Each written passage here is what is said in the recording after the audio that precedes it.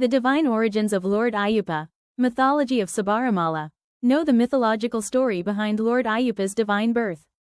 Discover the fascinating mythology behind Lord Ayyappa, also known as Dharma Sastha and Manikandan, whose divine birth and heroic deeds are central to the legend of the Sabarimala temple.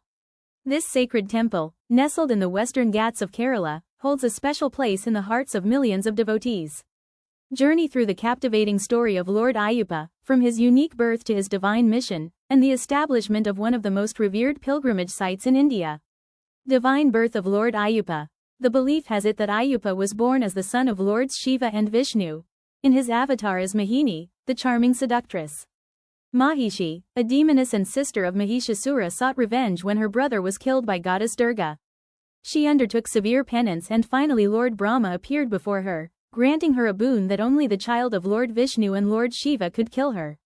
After receiving the boon, Mahishi went on a violent spree, unleashing severe destruction. The Devas, worried by her atrocities, sought the intervention of Lord Vishnu. Subsequently, it was decided at the highest level that Lord Vishnu will take the avatar of Mohini and give birth to a child fathered by Lord Shiva. Thus Ayyappa was born as the child of Shiva and Vishnu, and it was decided that he would be placed under the care of King Rajasakara of Pandalam, who was a staunch devotee of Lord Shiva.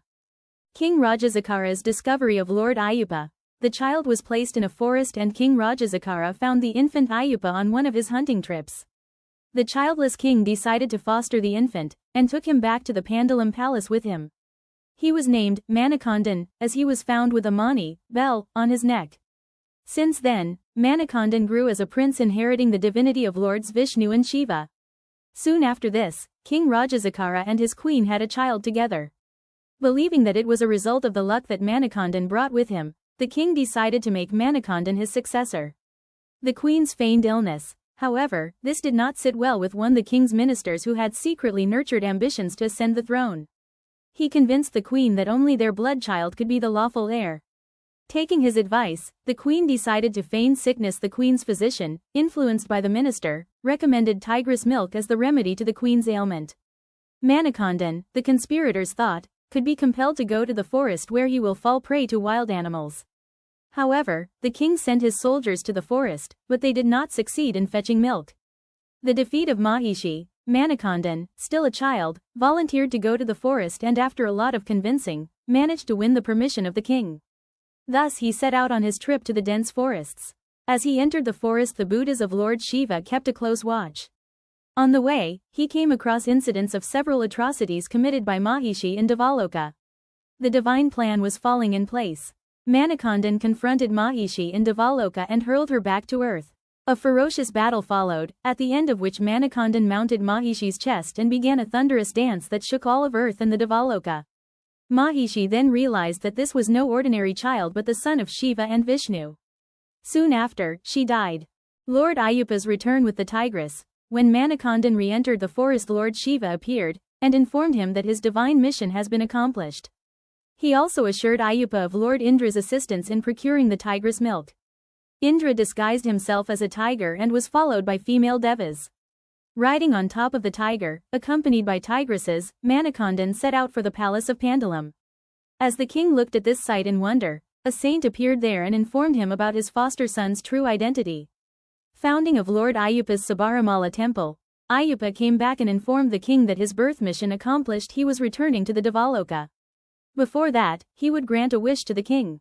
The king requested that the Lord himself found a suitable place on earth where a temple could be built in his honor. Ayyappa shot an arrow which fell in the mount of Sabari.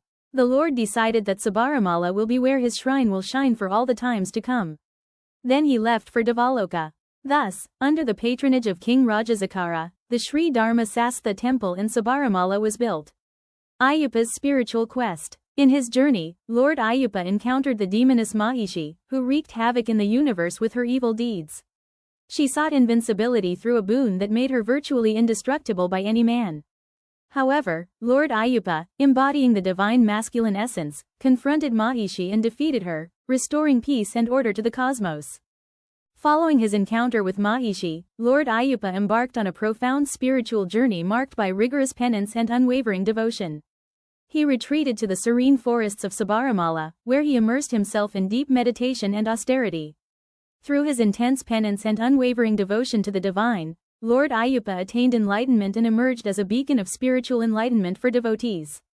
Sabarimala Pilgrimage Tradition. The Sabarimala pilgrimage tradition traces its origins to Sabarimala in Kerala, India. It is believed that Lord Ayyappa meditated in these pristine forests, infusing them with divine energy and spiritual sanctity. The pilgrimage holds immense significance as devotees undertake the arduous journey to seek the blessings of Lord Ayyappa and partake in the divine energy that permeates the sacred grounds. Each year, millions of devotees embark on the challenging pilgrimage to Sabarimala, braving dangerous landscapes and constant physical hardships as a testament to their devotion. The pilgrimage typically pinnacles during the sacred days of the Makaravilakku festival, a heavenly event marked by the appearance of a divine light atop the Sabarimala hill. Pilgrims observe strict vows of adherence to spiritual discipline as they undertake the sacred journey to Sabarimala. Stories and miracles associated with Lord Ayyappa. The rich tapestry of legends surrounding Lord Ayyappa is woven with tales of miraculous feats and divine interventions. From healing the afflicted to bestowing blessings upon devotees, Lord Ayyappa's divine grace is believed to manifest in myriad ways, touching the lives of those who seek his guidance and protection. Devotees of Lord Ayyappa often recount personal experiences and anecdotes that attest to the miraculous nature of his divine presence. From inexplicable healings to profound spiritual awakenings, devotees attribute their transformative experiences to the benevolent grace of Lord Ayyappa.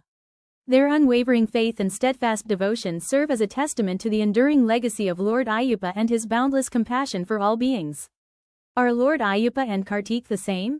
Lord Ayyappa and Kartikeya, also known as Lord Murugan, are both revered deities in Hinduism, but they are distinct entities with unique characteristics.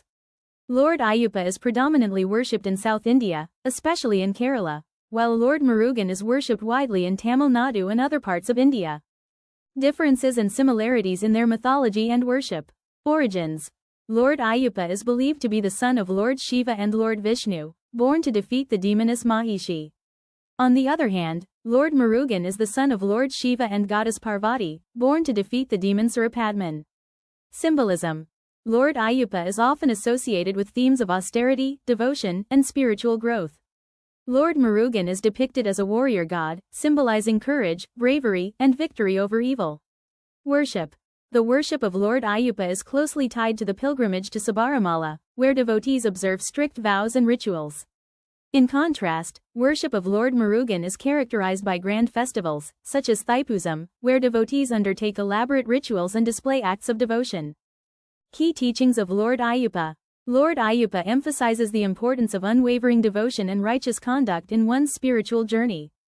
Devotees are encouraged to cultivate a deep sense of devotion towards the divine and uphold principles of righteousness in their actions and interactions with others. Lord Ayyappa embodies qualities of compassion, equality, and spiritual discipline. His teachings inspire devotees to treat all beings with kindness and compassion, regardless of caste, creed, or social status. He encourages spiritual discipline as a means to attain inner purity and enlightenment. Lord Ayyappa teaches the significance of self-control and austerity as essential components of spiritual growth. Devotees are encouraged to practice moderation, discipline their senses, and cultivate inner strength through acts of self-control and austerity. Lord Ayyappa's birth, marked by divine origins and miraculous deeds, reflects his unique role as a harbinger of spiritual enlightenment and divine grace. His journey from childhood to divine ascension embodies timeless teachings and enduring principles that continue to inspire devotion and reverence among devotees. Lord Ayyappa's profound influence extends beyond the realms of mythology to shape the cultural and spiritual landscape of Hinduism. His teachings of devotion, righteousness, compassion, and self-discipline serve as guiding principles for millions of devotees, fostering a deep sense of spiritual connection and reverence for the divine. 41 Days Pilgrimage. Preparing for Darshan. Manikandan said that he would be meditating in Sabarimala and would be called as Ayyappan by his devotees. He also said that whoever visits him has to undergo a severe brahmacharya vratam, fast, and must abstain from worldly pleasures for 41 days before coming to Sabarimala. He would be blessing the devotees from Sabarimala near the river Pampa, which is as sacred as river Ganga. Rajasakara, who was eager to see Ayyappan as a king, felt very sad to see him as a sannyasi with saffron clothes. Ayyappan granted a boon to Rajasakara that, every year on Makara Sankranti Day, he would give darshan to the world as a king, with all costumes and weapons, a king would adorn. He also said that he would appear in the form of a Jyoti, light, on that day, which happens till today on every Sankranti. After this, Manikandan proceeded to Sabarimala on his celestial journey. Later, King Rajasakara, as per advice of sage Agasthyar, laid the foundation for constructing the shrine for Ayyappan in the said place. When King Rajasakara didn't know how to personify the image of Ayyappan in the temple, sage Parasurama came to his help, carved the image of Lord Ayyappan and installed it on the day of Makara Sankranti. The Temple of Sabarimala. The temple shall be reached by walk either from Aramelli or from Pampa. The trek from Aramelli, called Peruvazhi, is strenuous and about 48 kms, approximately, by walk. The route from Pampa is about 6 kms, which is shorter but steeper too. People also take another route to reach the temple, which is called Pul Medu, meaning grass hills. The temple, Sannidhanam, is located amidst a serene beauty of nature, surrounded by hilly forests. One has to climb 18 steps to reach the sanctum. It is believed that the holy 18 steps denote 5 indriyas, senses, 8 ragas, 3 gunas, characters, vidya and avidya. It denotes that once a person crosses these 18 stages he can reach the supreme God. Devotees undergo severe austerities during 41 days fasting and start their pilgrimage to Sabarimala. One has to carry the Iramudi, a bag containing 2 portions, on his head throughout the journey. In the front portion, the ghee is carried inside a 3-eyed coconut for abhishekam to the Lord. The back portion contain the foodstuff is carried for cooking in the forest, as one won't get any food in the forest. When one reaches the Sannidhanam, the back portion would be empty and the front portion containing ghee is offered to the Lord. It signifies that, only when we reduce all our sins and worldly pleasures, we can reach the Almighty. Devotees break a coconut in front of these 18 steps, Pathanethampati, before ascending. People without Iramudi are not permitted to climb the holy steps. On Sankranti day, the jewels, clothing and weapons which from the Pandalam palace is brought to Sabarimala to be adorned by the Lord. This entire jewel box, called Thiruvabharanam, is carried by the persons or their representatives belonging to the Pandalam king's family ancestrally, who walk down all the way from Pandalam to Sabarimala.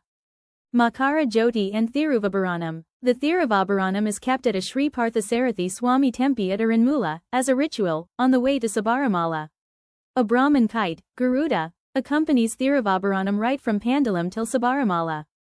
Sankranti is the only day where one can have darshan of the god dressed up like a king. For the rest of the year, God gives darshan here as a sannyasi wearing saffron clothing and a garland made of tulsi beads with the bell tied around his neck. On Makara Sankranti day, a star appears on the sky at a particular time in the evening, after which a light, Makara Jyoti, appears for a while, amidst the adjoining hill called Panambala Medu.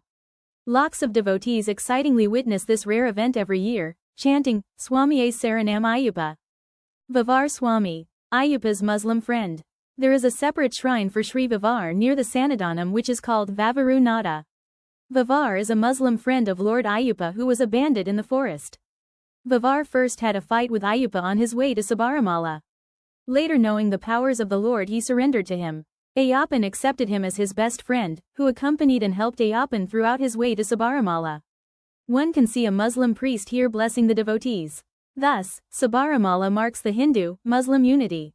A Muslim shrine inside a Hindu temple is a rare sight which is not seen anywhere else in the world. Conclusion. A sacred call to every soul. Even these days, people who start their trek from Aramelli visit Vavar's mosque situated opposite Dharma Sastha temple to seek his blessings and guidance throughout the hilly forests. Other deities of the temple are Sri Ganapati, Nagar, Malagapurathaman, Navagram, Kochu Kadutha Swami and Valya Kadutha Swami. The temple attracts crores of devotees every year and it has the record of being the world's second largest annual pilgrimage, next to Hajj. A must-visit temple at least once in the lifetime. There are also few other mythologies and history connected to this temple. I have narrated the above, with what is widely told and believed by many, for generations. Your valuable comments are invited. Checkmark key takeaways. Small diamond divine origin. Ayyappa is born from Shiva and Vishnu's Mohini form, signifying unity of opposites. Small diamond 41-day vratham. Discipline, celibacy, and simplicity are mandatory for pilgrims.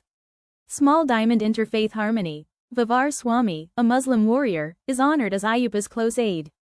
Small diamond Makara Jyoti. Millions witness the divine light each January on Makar Sankranti. Small diamond common mistake. Skipping spiritual intent. pilgrimage is not just ritual but inner purification. Small diamond mantra power. Chanting, Swamiye Saranam Ayyappa, cultivates surrender and inner strength. Small diamond sacred geography. The 18 holy steps represent stages of spiritual ascent. Questions. Q1. Who is Lord Ayyappa and why is he worshipped? Lord Ayyappa is a Hindu deity born from Lord Shiva and Mohini, Vishnu's avatar. He is worshipped as the protector of Dharma and destroyer of evil in Kali Yuga. Q2. What is the significance of the Sabarimala pilgrimage? The Sabarimala pilgrimage is a spiritual journey involving 41 days of penance and devotion to Lord Ayyappa, culminating at the hill shrine in Kerala. Q3. Why do devotees say, Swamiye Saranam Ayyappa? Swamiye Saranam Ayyappa means, I surrender to you, Lord Ayyappa. It expresses devotion, humility, and faith in divine guidance. Q4. What are the rules of the Ayyappa Mandala Vratham? Devotees follow a 41-day period of celibacy, vegetarianism, daily prayers, and mental discipline before visiting the shrine. Q5. What is the Makara Jyoti and why is it important?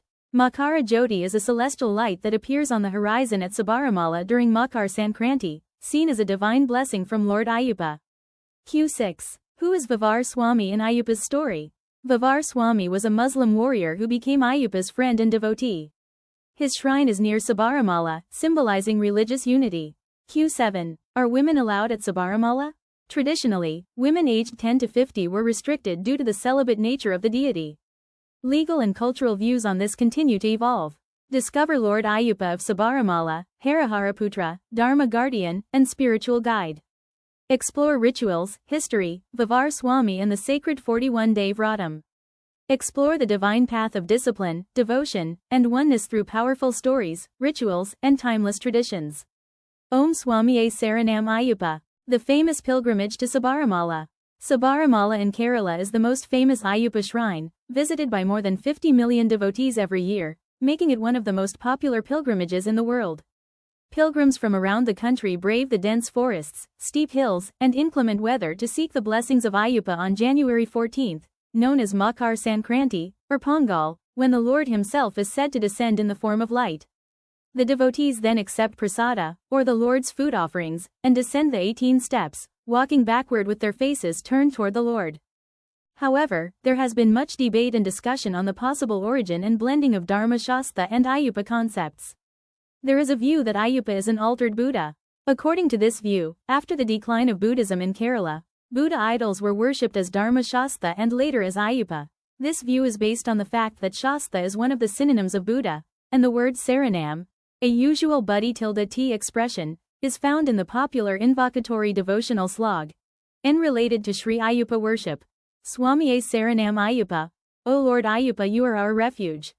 From their knowledge of the supreme harmony of Brahman, the supreme truth, the causeless cause of everything, the ancient sages devised diverse means of spiritual pursuit suited to the psychological stages and temperaments of different individuals to bring the freedom of that harmony to human life. Man's further evolution, achieving freedom from his limitations, was the aim of their science of inner evolution. Their approach is based on the biological fact of human individuality. In insect societies such as that of ants, etc., individuality may not mean much, and in higher animals it is rudimentary. Man, the most evolved being on Earth, has a distinctive personality that varies with individuals. He has to make an evolutionary effort in. The Lord further consoled the king, saying that the devotees who held him and his descendants in bhakti shall happen to be devoted to him as well. Manikandan then blessed the king and all others assembled there, and vanished. The king duly constructed the temple at Sabarimala, dedicated to him. There are various lores connected with Lord Ayyappa. These relate to discovery of the child at Pampa, Manikandan's youthful days in the Pandalam palace, bestowing the power of hearing and speaking upon the deaf and dumb son of his teacher as Guru Dakshina, his friendship with Vavar, bringing the leopard's milk, accomplishing his divinely destined mission of annihilation of the demoness Mahishi, eliminating the forest thug Udayanan, bestowing immortality on Sabari, blessing his foster father with immortality, and so on. Legend also goes to say that Manikandan was the incarnation of Lord Dharmasastha. Raja Rajazakara was in his previous birth a rich and pious Brahmin, by name Vijayan, who was a very strong believer and devotee of Lord Dharmasastha. Such was Vijayan's bhakti towards the Lord that he blessed the Brahmin by granting his wish to be born as his son in his next birth, when the Lord would offer him moksha.